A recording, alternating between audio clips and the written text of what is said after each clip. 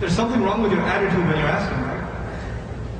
Is there a difference? Let me ask you so I can make this point clear. Is there a difference between somebody asking you for water that just came into your house, and they're okay, they ask you for some water, or somebody who's dying of thirst and they ask you for water? Is there a difference in the way they ask? There's a different way to ask, right? Someone who thinks if you give me water, it's nice, but if you don't give it to me, I'll be okay.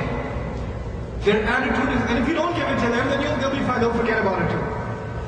But somebody who's dying of thirst, they will ask, and once they ask, what's happening? When they're done asking, what do? They're waiting impatiently.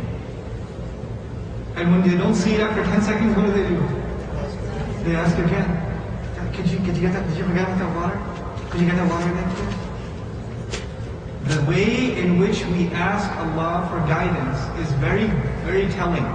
It's a very good indication of how desperate we are for guidance. And if the way you and I ask Allah for guidance if the way you ask Allah for guidance is not desperate, if the way I ask Allah for guidance is not desperate, you know what that proves to me? I don't have to prove it to anybody else. It proves to me that I am not really that desperately in need of guidance. If you send it to me, well and good. If not, I'm doing okay. Everything's fine.